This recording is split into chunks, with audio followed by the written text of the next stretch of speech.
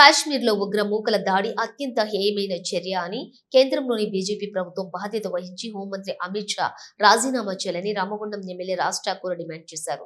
పెద్దపల్లి జిల్లా Godavari Khani MLA camp కార్యాలయంలోని ఆయన మీడియాతో మాట్లాడారు.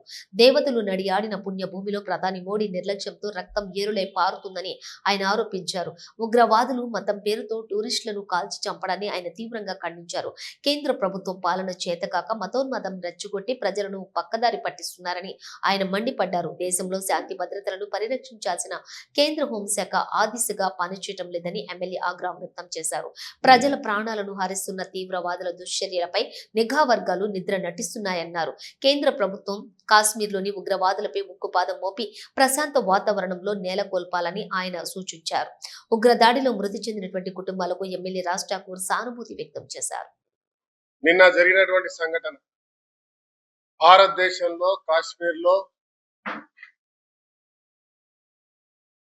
చక్కటి చల్లని వాతావరణం, ఆహ్లాదకరమైన వాతావరణంలో ఈ దేశానికి సంబంధించిన అందాలు వెలిగించడానికి ప్రపంచంలో ఎక్కడ లేనటువంటి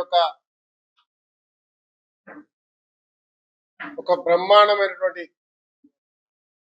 పూర్వం చెప్తా ఉంటారు ఏదో దేవతలు తిరిగిన ప్రాంతం కాశ్మీర్ అని, అటు కేరళ అని, ఇటువంటి హిమాలయాలని, అక్కడ విధ్వంసం మరీ కులంతో పోలుస్తూ పిలిచి నిర్దాక్షిణ్యంగా పాయింట్ బ్లాంక్ లో కాల్చినటువంటి సంఘటనలు తీవ్రంగా ఖండిస్తా ఉన్నాం.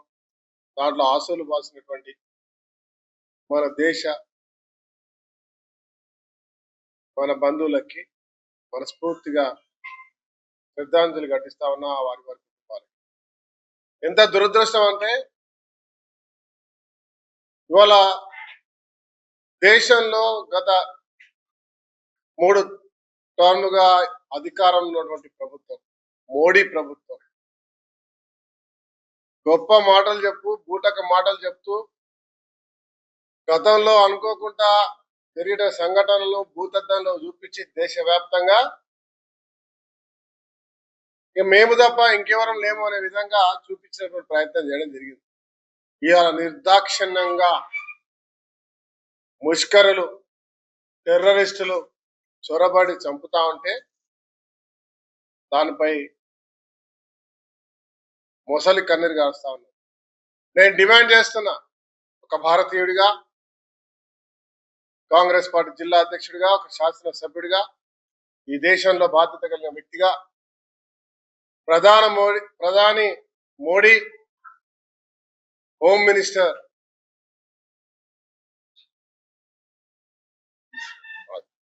అమిత్ షా వెంటనే రాజీనామా చేయాలి, పూర్తి బాధ్యత వహిస్తూ దేశానికి క్షమాపణ చెప్పాలని చెప్పి డిమాండ్ చేస్తా ఉన్నా.